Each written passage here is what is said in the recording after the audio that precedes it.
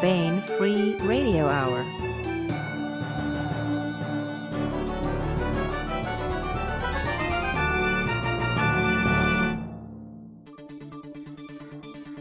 On the podcast, does sailing on a sea of fortune get pennies stuck in your keel?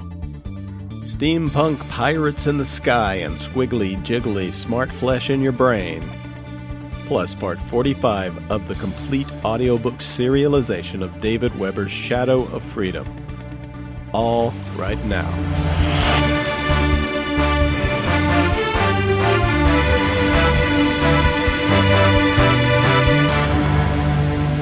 Welcome to the Bane Free Radio Hour podcast. It's an honor to have you along. I'm Bane editor Tony Daniel. This time we have an interview with the author of a new novel set in Eric Flint's Ring of Fire universe. For those 2 or 3 of our audience just returning from, long sojourns in dinosaur times, for instance, the Ring of Fire books are a science-fictional alternate history about a West Virginia town that gets thrown back to the year 1632 in what will become Germany. It's quite a cultural stew, as you can imagine.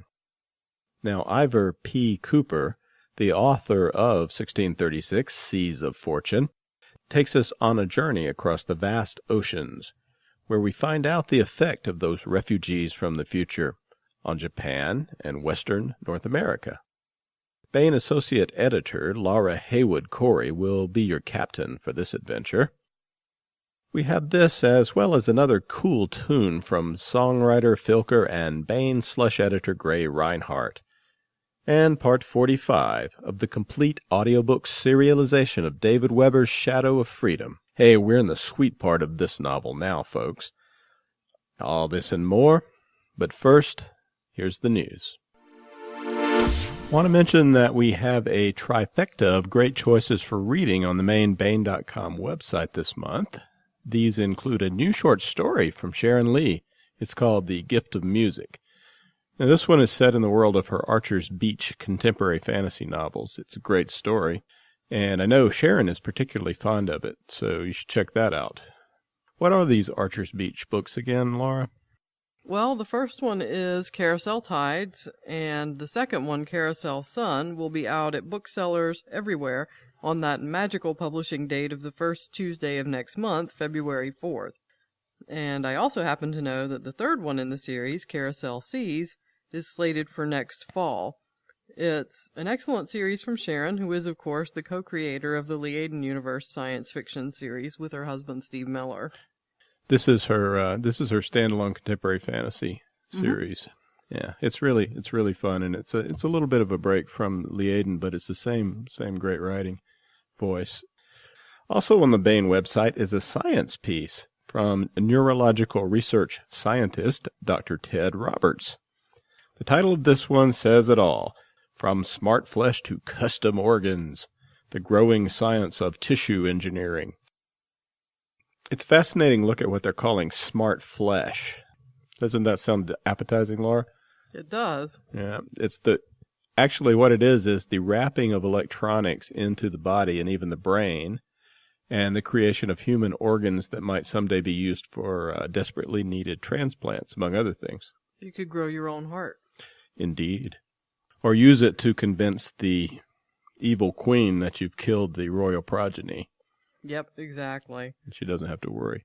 And also, we're continuing our multi-part series from Carrera series author Tom Kratman, Training for War. Part 4 is now available. And Tom's a retired Army lieutenant colonel, so he knows whereof he speaks. And the article draws some broad principles that are also applicable to any metaphorical war you might need to train for. Any metaphorical war, like life? Sometimes like life. Okay, all 3 of these great pieces are totally free and make excellent sit down, relax, take a break reading. And you can find them at Bane.com, so check them out. So with us on the podcast today, we have Iver Cooper. Iver's been an active contributor to Eric Flint's Ring of Fire universe with 22 short stories and 40 articles published so far in the online Grantville Gazette, and another short story in the hardcover anthology Ring of Fire 2. this month sees the release of his first solo novel from Baen, 1636, Sea of Fortune, which is a braided tale told in two parts in two directions, one set of stories facing east, the other facing west. In Stretching Out, a group of pioneers heads for the coast of South America to start a new colony, and in the Rising Sun section, Japan's shogun is exposed to uptime technology and has to decide how to move his country forward.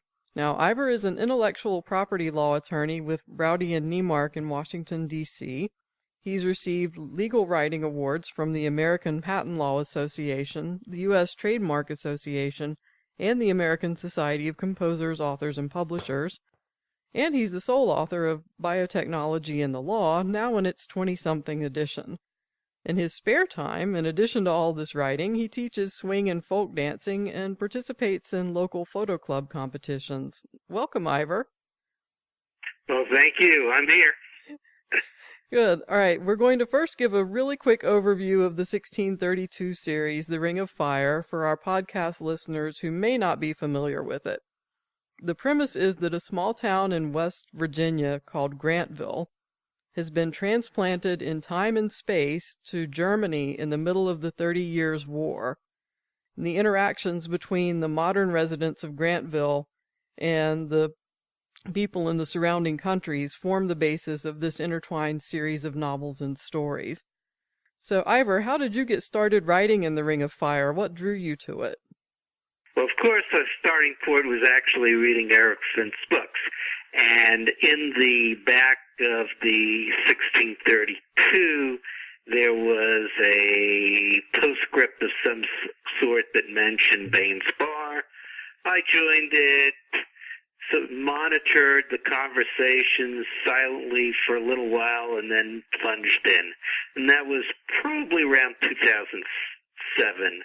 And very shortly after that, I wrote my first article for the Grantville Gazette, which was Drillers in Doublets, and was, as you could probably gather, about the question of oil exploration and development in the 1632 universe. And then I did another one on glass, and after that I started writing fiction as well. So what are the challenges, if any, that come from playing in someone else's sandbox like that? Did you ever have a situation where you wanted your characters to do certain things, but they were constrained by the setting? Oh yeah, it happens.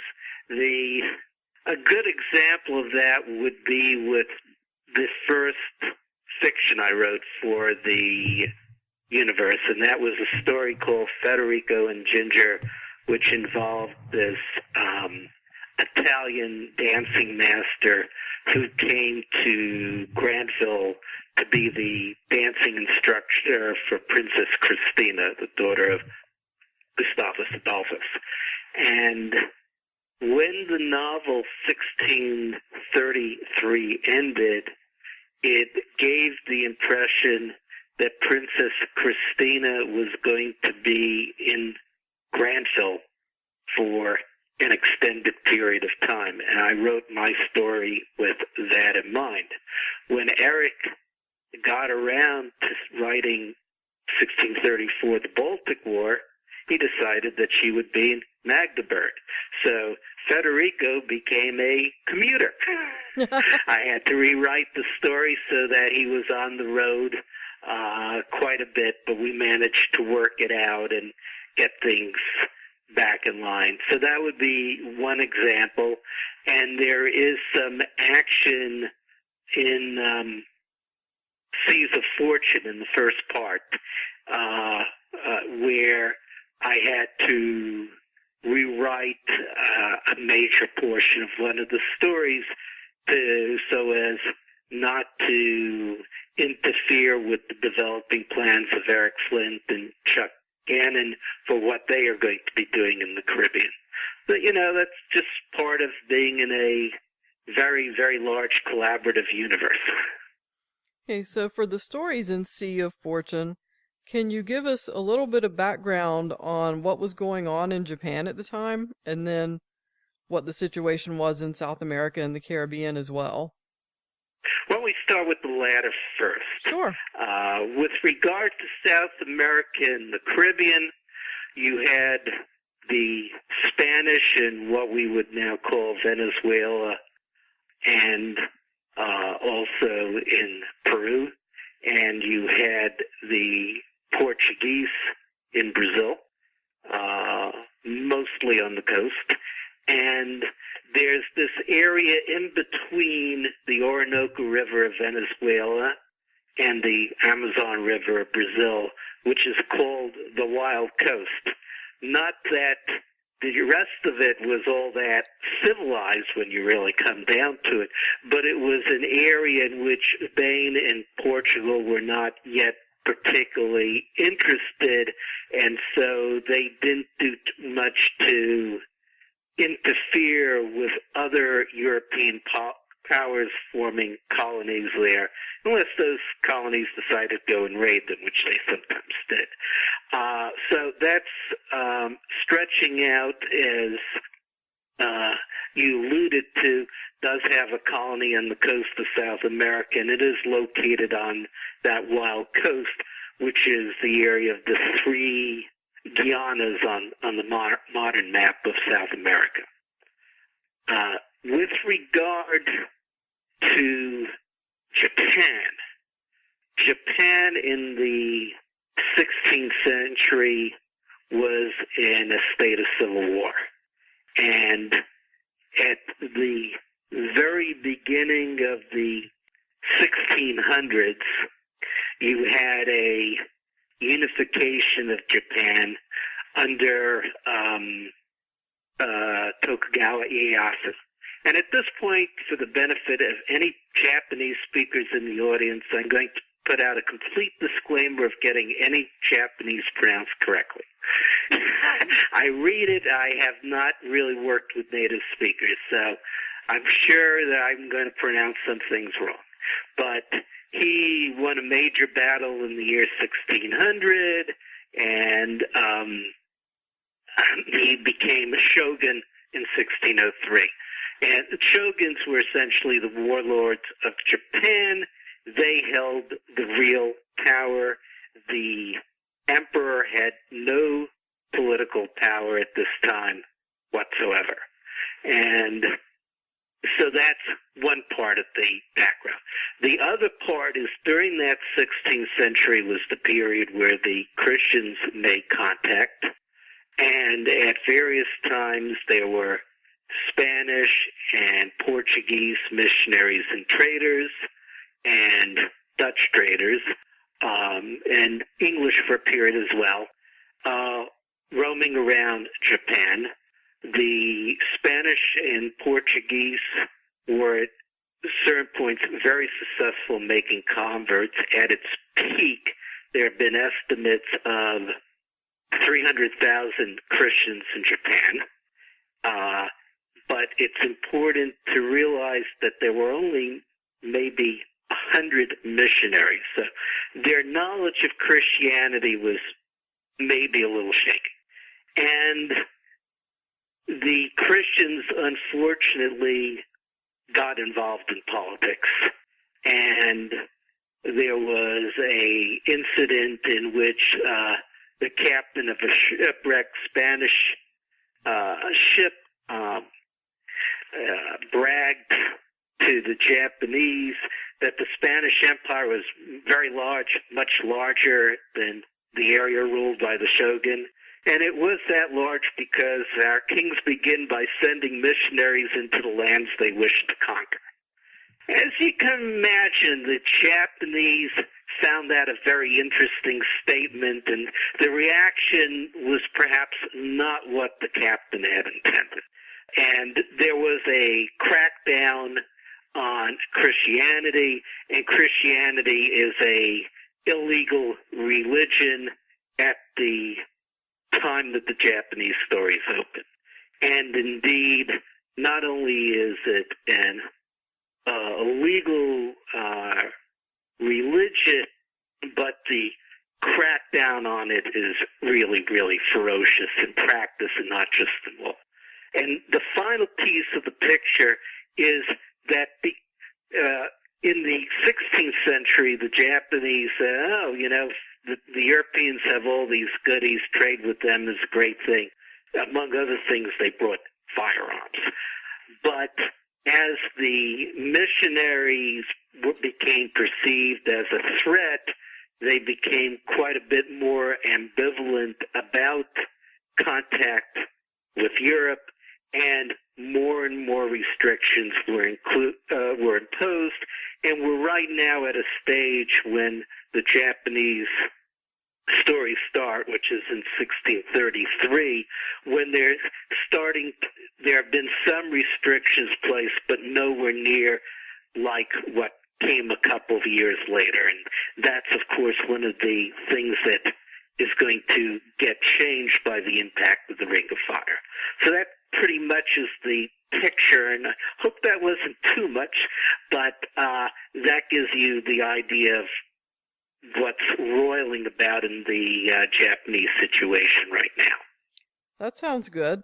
So you say that the book consists of 2 braids. What do you mean by that, and how does writing a braid differ from writing, say, a traditional anthology or novel? Okay, well, first of all, my 2 braids, part 1 and part 1 stretching out is dealing, as you say, with South America and the Caribbean, and part 2 is dealing, Rising Sun is dealing with the Japanese. There is no connection between part 1 and part 2 other than, first, that they are set in the 1632 universe, and secondly, there's the conceit that led to the title 1632, Seas, plural of fortune, referring to the Atlantic Ocean and the Pacific Ocean. But there are no character interactions in between the 2 parts. They're essentially 2 separate short novels put into 1 volume, or braided novels, I should say.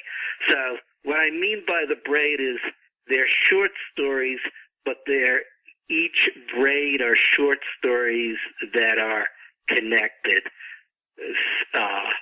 Same location, same characters, possibly certain thematic correspondences, links of various kinds that vary depending on which stories we're talking about. And so that's what the braids are like.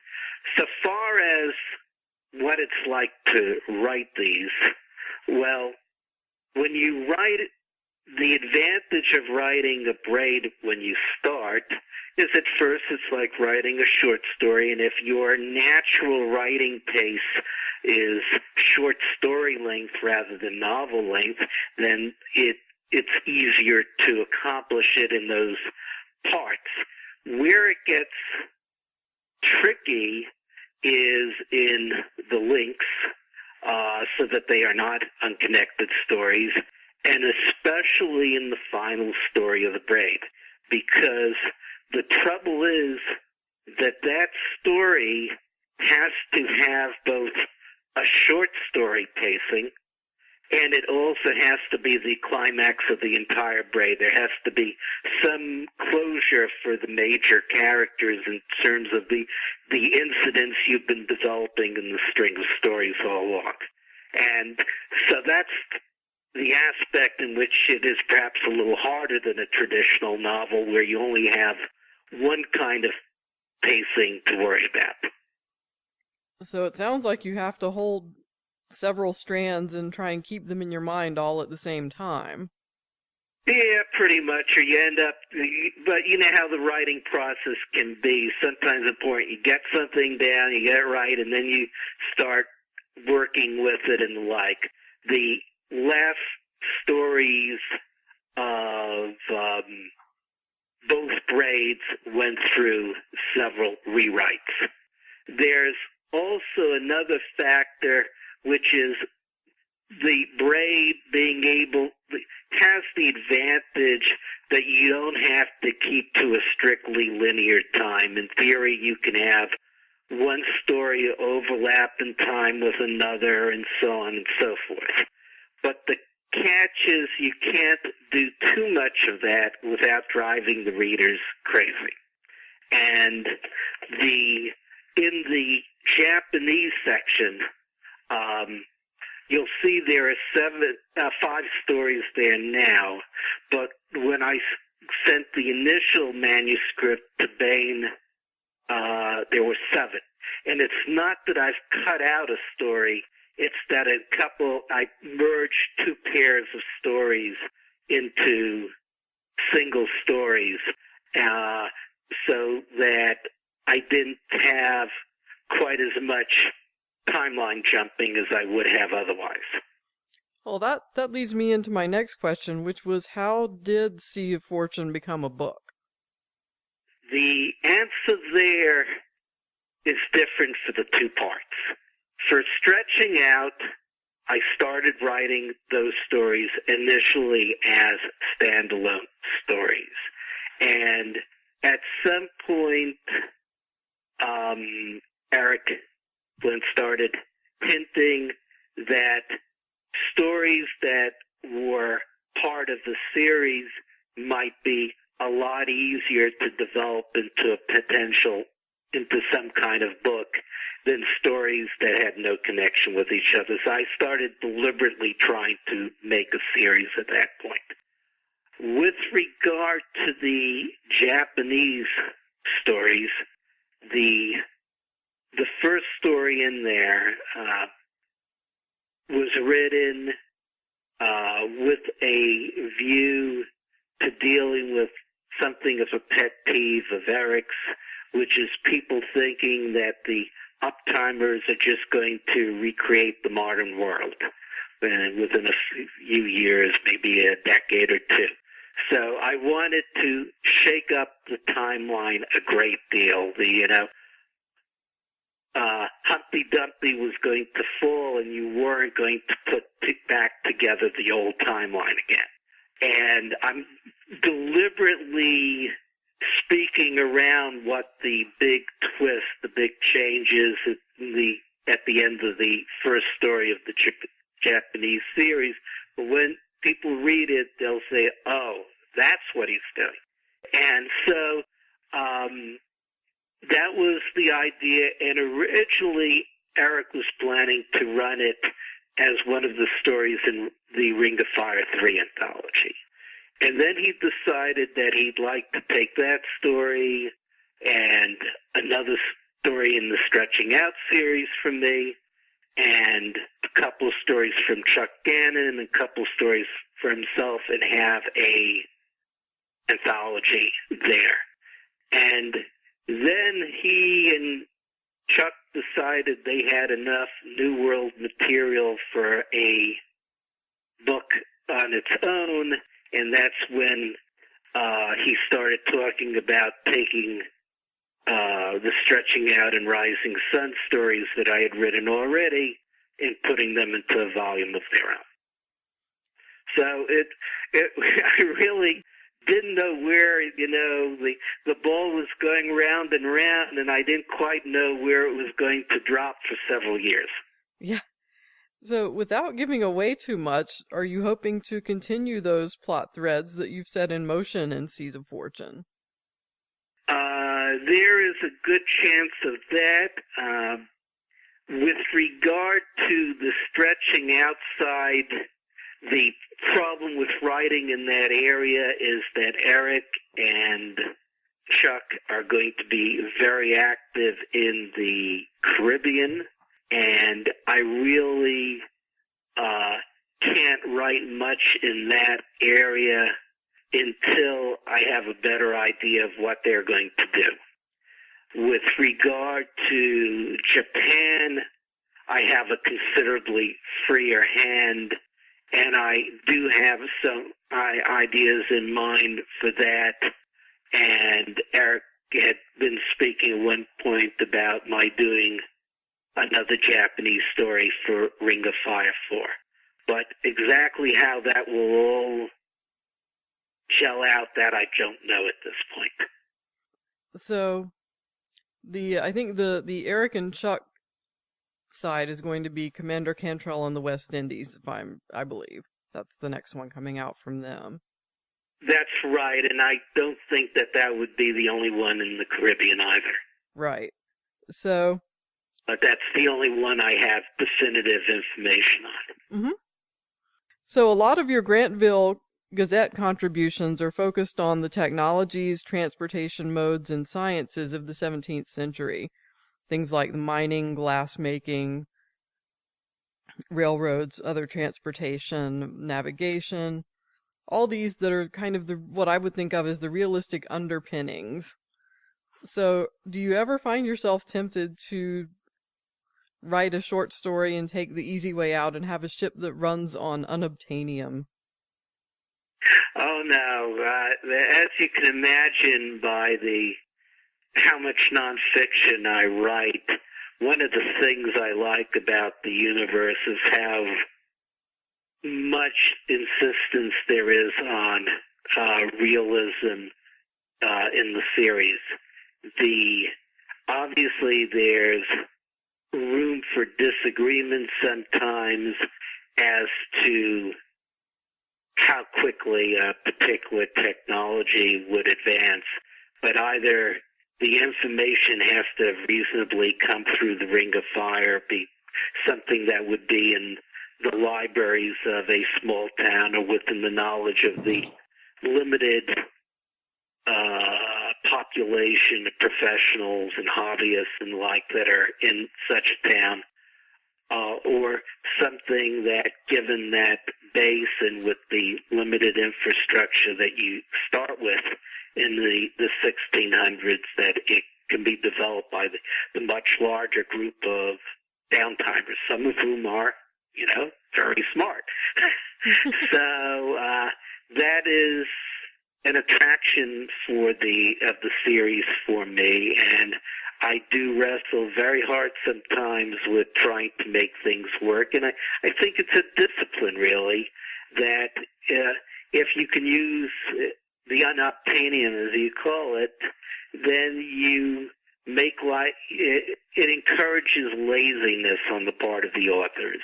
And let's face it, we don't want to make it easy for the characters. We want them to have obstacles. So if they don't have something and they have to develop it, or they think something will work and it turns out it won't work, maybe the materials aren't up to it and the like, that creates some dramatic opportunities that you miss out on when you try to hand wave your way through it. So that's at least the way I look at it. And in terms of this series, or in terms of this novel in particular, you will find that those things happen. Maps are misleading because they show features that existed in modern times that didn't perhaps exist in the 1600s. The encyclopedias may tell you something about where a resource is, and some of them get it wrong. This isn't one of the more high-tech oriented of the novels in the 1632 universe, because the Japanese have only very, very limited indirect contact with Granville. There is somewhat more of it on the stretching outside.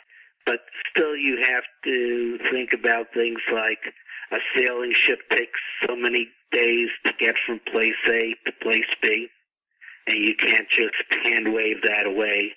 And that actually is very significant, for example, in the case of rubber, because if you're trying to transplant rubber seeds, they don't stay viable for very long. So I hope that answers your question. It does, thank you. So, what facets of the Ring of Fire are you hoping to tackle next, and can you tell us a little bit about your upcoming projects? One thing I have is a short story for the Gazette called Newcastle's Call. The Newcastle city in England suffered an extremely severe plague outbreak and during the 1630s, and I'm going to be writing about how that changes as a result of the exposure to new ideas from Granville. But they are not in, intimate contact with the uptimers, so some people will believe what the uptimers say and others won't, and some things will come through in a distorted voice, and there'll be some opportunities.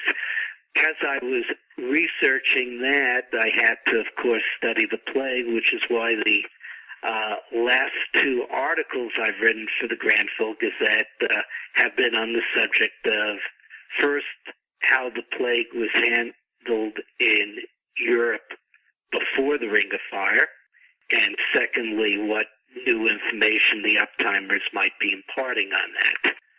So that's one project. I do have an article on heat exchangers, possibly not the most fascinating of subjects, but it came out of having an argument with someone about steam-powered airships and how much the condensers for the steam power plant would weigh. And, of course, that's a consideration for any kind of airship. And I have been doing a great deal of research on Ming China, and I will leave it to your imagination as to where I might go with that. I'll be looking forward to it. So how do you manage to... No, I was just saying I'm looking forward to reading that about the Ming Dynasty. You've piqued my interest there. The Ming in the 1640s suffered, well, it really started earlier, but they had the dual problem of what were called bandits, but when you're talking about hundreds of thousands, I'm not sure the word bandits is quite appropriate, of internal strife, and also the growing threat from what were called the Jurchen barbarians, who renamed themselves the Manchu, on the northern frontier. And those all came to a head in the 1640s, and the Ming Dynasty fell. There were some remnants that were called the Southern Ming that lasted for some years longer, but ultimately we had the Manchu dynasty take over, which was the last of the imperial dynasties. So, as you can imagine, I have plans for how to accelerate all the trouble into the 1630s as a consequence of the Ring of Fire. But just stay tuned on that. Definitely, definitely. So is there anything else you wanted to cover? I think that's it. Just remind us about any upcoming convention appearances and or bookstore events that you've got coming up, and we'll mention those. And then we'll put them on the website too if they're not already up. Okay, well, I have Farpoint in February, and I believe I'm going to be the first 1632 author to ever appear there. They're in Timonium, Maryland, and that's President's Day weekend. Mm-hmm. And then I have a little bit of a respite, and then I have RavenCon in April. That's in Richmond, Virginia. Mm-hmm. And then in May, we have Marcon, which is going to host the 1632 Minicon. So there'll be lots of 1632 authors there, including, of course, Eric. And in addition, later in May, there's Balticon, which is Memorial Day weekend. And that really is as far as I've planned out con appearances so far. Okay, great. I think we've got all of those on the website, but I'll just make sure they are. And for finding your... I'm sure you don't have Balticon because I only had the formal invitation a few days ago. Okay, we will go ahead and add that then. So the book is 1636 Seas of Fortune by Iver Cooper, who's been with us on the podcast today. Thank you so much, Iver. And thank you. It's been a pleasure. We have an excellent and thematic cut from Truth, Lies, and Make Believe. This is an album by Gray Rinehart. Gray is the slush editor here at Baen. He's also a talented and much in-demand filker at many East Coast science fiction conventions, and just an all-around great guy. This cut and Gray's entire new album is available at Bandcamp, Amazon, and many other places, including Gray's website, graymanwrites.com. That's Gray. Here's Gray Rinehart with Steampunk Pirates. Some hearties sail the high seas, and cowboys ride the plains. But I sail the skies with gold in my eyes and ride like thunder on the winds of change. Spread the canvas port and starboard, full sail while we build the steam. Hold steady with the wind now, sharpen up your eyes. There's battle in the offing and there's treasure in the skies. Tonight the airship pirates are gonna prowl among the clouds with cannon at the ready, on the lookout for a prize.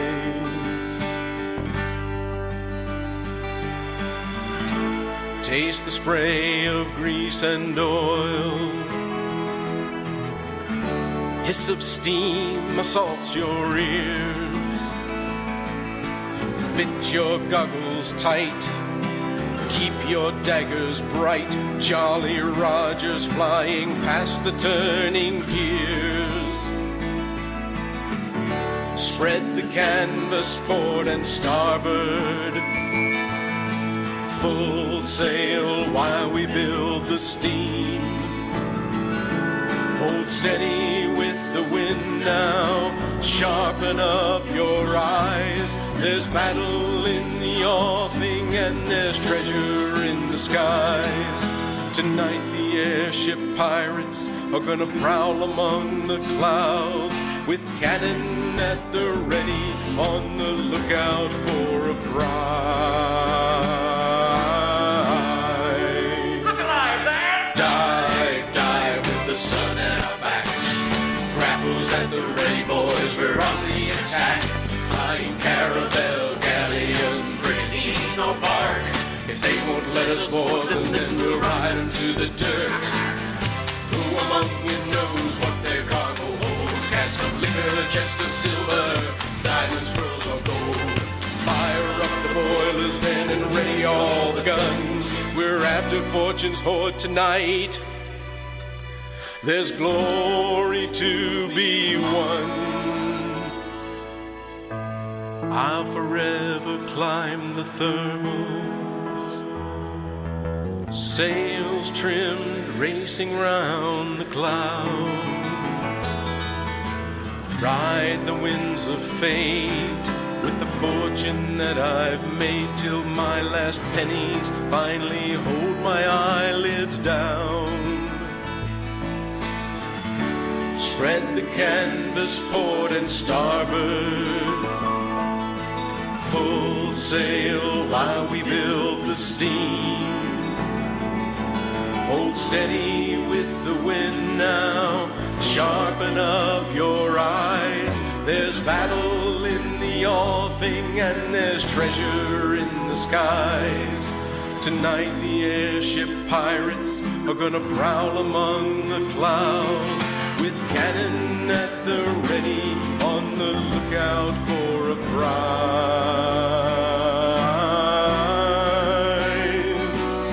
a prize,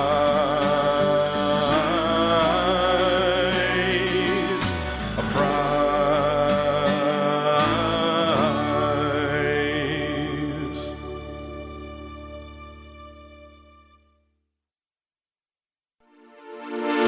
And now we continue with our complete audiobook serialization of David Weber's Shadow of Freedom. This portion of Shadow of Freedom is provided by Audible.com.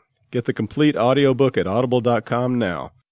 If you're not a subscriber, you can get the entire audiobook free or choose from more than 100,000 other titles when you try Audible free for 30 days. Okay, here's what has gone before.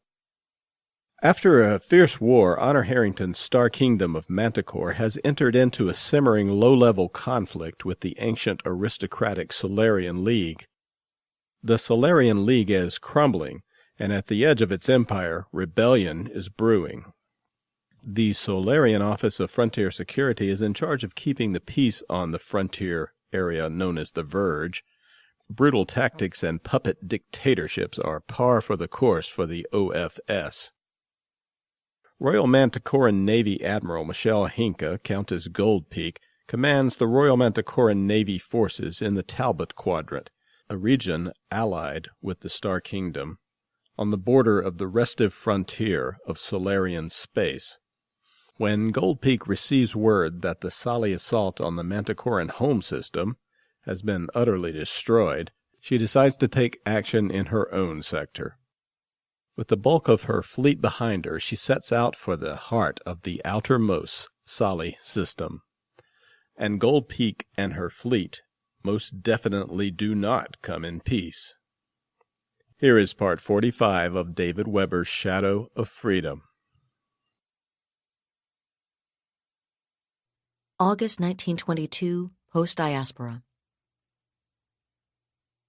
And best of all, if we do it right, the bastards won't even realize we're on to them until we hand them over for trial. Captain Cynthia Lecter, Royal Manticoran Navy. Chapter 33. I suppose that's just about it, then. Michelle Hankey tipped back in her chair, rested her right ankle on her left knee, and clasped her hands behind her head. Unless anyone else has something they think we should be looking at. She looked around the officers gathered at the long table in her dining cabin, most of them sipping coffee or munching their chosen form of finger food, and quirked an eyebrow. It was an informal-looking group, which wasn't too surprising, considering the fact that their commanding admiral had chosen to hold it here rather than in her briefing room, and to attend in her academy sweats and tree cat slippers. None of the others were quite that informal, of course. Rank did have its privileges, which none of them were so rash as to usurp, however congenial their CO. But there was still an undeniably casual, comfortable feel to the meeting. "It looks to me like you've covered all the points from the agenda, ma'am," Gervais Archer said, consulting his minicomp. Then he smiled wryly. "For that matter, you've, hit on at least a few additional points." Several people chuckled, and Michelle grinned unrepentantly. Organization was a good thing, and she was as organized as anyone until she was certain she'd covered all the points she'd planned on covering. After that, free association was the order of the day as far as she was concerned. In fact, she encouraged it as a way to expose points she hadn't thought about ahead of time. "Obsessive organization is the sign of a mind not prepared to thrive upon chaos," she pointed out, and the chuckles were louder. "Actually, there is one thing it might be appropriate to bring up, ma'am," Victoria Armstrong said after a moment. The flag captain sat at the opposite end of the table from Michelle, flanked by Commander Larson, her executive officer, and Commander Wilton Diego, her tactical officer. At the moment, Armstrong's green eyes were unwontedly serious, and Michelle frowned mentally. "Go, Vicky," she invited. "Well, I've actually been thinking about this for a while," Armstrong continued with a slight shrug. "The thing is that, as honored and pleased as I am to be your flag captain, I have to question whether or not a battle cruiser, even a Nike like Artemis, is the best place for you to keep your flag. We've got 2.5 squadrons of modern ships of the wall now, and they've not only got better flag deck accommodations, but they're a hell of a lot tougher, too. Trying to get rid of me, Vicky? Michelle asked quizzically, and Armstrong shook her head. No, ma'am, of course not. She smiled. I'm just pointing out that a super dreadnought is more traditional for a fleet commander's flagship, when it's available, of course. You may have noticed that I've never been exactly trammeled by the bonds of tradition, Michelle said dryly. Then she straightened in her chair, leaned forward, and folded her hands on the table in front of her. I appreciate the sentiment, Vicky, she said in a considerably more serious tone. And I'll admit I considered, briefly, whether or not it would be a good idea to move to one of the SDPs when they became available. But I decided not to for several reasons. One is that for the immediately foreseeable future, I don't think the question of survivability really enters the equation. Unless we screw up, the Solis aren't going to be able to threaten us significantly. For that matter, even if they manage to get into range, a Nike like Artie is a hell of a lot better protected against anything but point-blank energy fire than almost anyone else's ships of the wall. There is a little something to be said for the superiority of a super dreadnought's, what was it you called them? Flag deck accommodations? Michelle shrugged. But that's mainly a comfort factor, and a matter of having more room to pack the Admiral and her staff into. The actual command facilities aren't that much superior to what we've got right here aboard Artie, and our CIC's receiving the input from every sensor in the entire fleet. The decisive factor, though, is that I'm comfortable aboard your ship, Captain Armstrong. She smiled. You and your senior officers are an extension of my staff, and you and I have been thinking together long enough for me to be sure you understand the intent as well as the wording of any order I may give. And, while I hesitate to mention it in front of all these awestruck junior officers, her smile became a grin as she glanced at the other officers seated around the table. There have been occasions, rare perhaps, but nonetheless real, upon which you have respectfully raised considerations which have tempered my own, perhaps overly enthusiastic notions. Frankly, I'd just as soon not have to break in another flag captain who's willing to do that. Her whimsical tone became rather more serious with the last sentence, and Armstrong looked down the length of the table at her for a second or two. Then the flag captain nodded, and Michelle nodded back. I wonder if someone else has been complaining about Vicky's relative lack of seniority, she thought. Funny how people can piss and moan over something like that at a time like this. And it'd be like Vicky to offer me a way to make the move without looking like I'm conceding anything to the complainer, or like a lack of confidence in her, for that matter. She made a mental note to have Cynthia Lecter look into the matter quietly. She didn't expect to discover anything like a serious problem, but it never hurt to be proactive about things like that. Shrinking violets, by and large, didn't make it to flag rank. Overall, that was a good thing, but ego involvement was one of the most pernicious producers of friction, and one with which Michelle had never sympathized. And I'm not about to discombobulate my command arrangements at a time like this, especially if it's just somebody with a nose bent out of shape because she's senior to Vicky and thinks she ought to be 10th Fleet's flag captain. She snorted mentally at the thought. In less than one T-day, 10th Fleet would be dropping out of hyper in the Myers system. Not a good time to be tinkering with its command structure. All right, people, she said out loud. Now that that particular pressing question has been dealt with, I think it's time all of us got some sleep.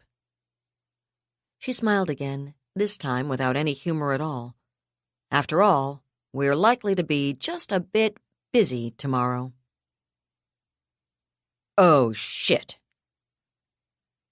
What was that? CPO Sylvia Chu, chief of the watch in Myers Astro Control, looked up from the endless stream of memos and directives on her own display with a stab of irritation as she heard the soft, fervent mutter. Commodore Thurgood's upcoming exercise loomed large in Chu's thoughts at the moment, and she needed to get her paperwork at least under control. She was never going to get it finished, that was a given in the Navy, to clear the decks for it. As Lieutenant Bristow had pointed out to her only that morning, screwing up the exercise because they'd missed dotting some I or crossing some T would constitute a bad thing. And so would a last-minute censor snafu, which was why the comment from Petty Officer Second Class Alan Coker, who was currently manning the outer system surveillance platforms, had set off Chu's internal alarms. The outer platforms were even more urgently in need of upgrade and replacement than the inner platforms, and the last thing she needed with the exercise looming on the horizon was for one of her primary sensor nodes to report a malfunction. That would not look good on her next efficiency report, which was due in less than 2 T-months. There was no immediate response to her question, and she frowned as Coker leaned closer to his own console. Coker could be a royal pain in the ass, but although she would have gone far out of her way to avoid admitting it, Chu regarded him as one of the 3 best sensor techs assigned to the Myers system. His defects, and the reason someone of his ability was still only a second-class petty officer, stemmed from a certain lack of patience with officers in general, coupled with what Chu thought of as the old frontier fleet hand syndrome. Coker had seen more incompetent officers with family connections than he could have counted come and go during his career, and he'd spent more than his fair share of time cleaning up after them. It gave him an edge of something entirely too much like insolence towards the commissioned nitwits who came his way, but his decades of service had also made him very good at his job. He was, quite literally, too valuable to be canned. Which was why his present expression sent another, sharper tremor of unease through Chu's professional instincts. Coker's hands moved across his console for several seconds, obviously double-checking and refining whatever had drawn his attention. Then he straightened and looked at Chu. "We are so screwed," he said flatly. "I realize you have a reputation to maintain as a character," Chu replied tartly. "But unless you want to be ripped a new one, I'd appreciate a report one hell of a lot more detailed than 'we are so screwed.'" "Sorry about that, Chief." His smile was a grimace, but there was also genuine apology in it. "It's just—" He gestured at his display. "The outer platforms are calling it 28 super dreadnoughts, Chief." He shook his head. "And whoever they are, they sure as hell aren't ours." "It's confirmed, Commodore," Captain Thora McPherson said flatly. "Definitely 28 in the super dreadnought range, judging from their impeller signatures.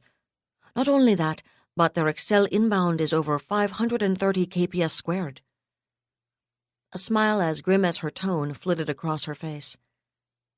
"They haven't said anything to us yet, but given that number and that Excel, there's not much question who they are." Commodore Thurgood nodded, not that he'd really needed his operations officer's last sentence. For that matter, he hadn't needed the acceleration rate. There was no way in hell anybody he wanted to see would be sending that many ships of the wall to a miserable back-of-beyond system like Myers, and that left only one candidate. "Well, that's a pisser," Captain Hideyoshi Wayne, Thurgood's chief of staff, observed. "You do have a way with words, don't you, Hideyoshi?" "Sorry, sir," Wayne grimaced. "You didn't say anything I'm not thinking," Thurgood confessed with a sigh. He shook his head. "I've warned Verrocchio and Hongbo something like this could happen, but I have to admit, I didn't really expect it, and I'd never have expected them to arrive in this kind of strength." He twitched his head in the direction of the master display. It was currently set to astrographic mode, showing the entire star system. The Geostar's 22 light-minute hyperlimit was represented by a green sphere, and a glowing rash of red icons was just about to cross into it, headed for the inner system. There were a lot of them. "It does seem like using a sledgehammer to swat flies," Howell Chavez, CO of SLNS Edgehill, Thurgood's battlecruiser flagship, agreed. Thurgood glanced at the comm display which linked his flag bridge to Chavez's command deck, and the flag captain chuckled humorlessly. I mean, I'm flattered and everything, sir, but it is a little excessive, don't you think? It's possible they think we've been reinforced, Wayne said, but Thurgood shook his head. Possible, but not too damned likely. Not way the hell and gone out here. Then why do you think they brought along so much heavy metal, sir? The Chief of Staff asked. Aside from the obvious, you mean? Thurgood smiled thinly. Your guess is as good as mine, Howell. Actually, sir, I might have an idea, Captain Merriman said quietly, and all eyes turned to the petite, fine-boned intelligence officer. It was an open secret, at least among Thurgood's staff officers, that he and Sadako Merriman were lovers. That was too common in the Solarian League Navy to merit comment, except that in this case, Merriman had become Thurgood's intelligence specialist on the basis of raw ability well before she'd become his lover. Fire away, Sadako, he invited now. We've got better than 3 hours before they get here, after all. It's just a theory, of course, sir, Merriman said. But I've been thinking a lot about Gold Peak's character ever since Admiral Byng ran into her in New Tuscany. She's perfectly willing to kill anybody she has to. What happened in Spindle's proof enough of that, too, I suppose. But I think she'd prefer not to kill anyone she doesn't have to as well. In fact, Spindle's part of the reason I think that. She could have gone right on shooting without allowing Admiral O'Cleary to surrender, just like she could have taken out Admiral Byng's entire task force. She chose not to. She shrugged. And? Wayne prompted. And I think she deliberately brought along enough firepower to make it obvious to anyone we wouldn't stand a chance against her, Merriman said. Her way of giving us an out, unless we're as pig-headed as Byng, you mean? Chavez said thoughtfully. I doubt she thinks the Commodore'd be pig-headed enough to get all our people killed for nothing anyway, sir, Wayne pointed out. We're Frontier Fleet, after all. That means we have working brains. One or two of the officers on Edge Hill's flag bridge actually chuckled at the comment, despite the situation, and even Thurgood's lips twitched in an almost smile. Probably not, he said after a moment. But Sadako could have a point. With this kind of odds, it's a hell of a lot less likely some idiot, uniformed or civilian, is going to try to overrule any outbreak of sanity on my part. For that matter, I could be just as stupid as Byng or Crandall for all she knows, in which case I'd need something pretty damned obvious to make the point. It was the first time he'd allowed himself to attach that particular adjective to those two paragons of tactical and strategic genius in front of anyone else. Under the circumstances, however, he doubted it was going to have any detrimental impact on the career which was about to come to a screeching halt. Sadako might very well be right about Gold Peak's reasons for appearing in such strength, and no reasonable board of inquiry would expect him to oppose his single understrength battlecruiser squadron and its screen to that kind of armada. Despite which, he was about to go down in history as the first Solarian League naval officer ever to surrender a Solarian-claimed star system to an enemy. Well, not to surrender one, precisely, perhaps, but what he was actually going to do would be even worse in some ways. Assuming we can get away with it in the first place, which doesn't seem all that damned likely, really, he reminded himself, looking at those acceleration numbers again. At least the exercise schedule means we're starting with hot nodes, though, thank God. I suppose we'd better get Commissioner Verrocchio on the comm, he said out loud.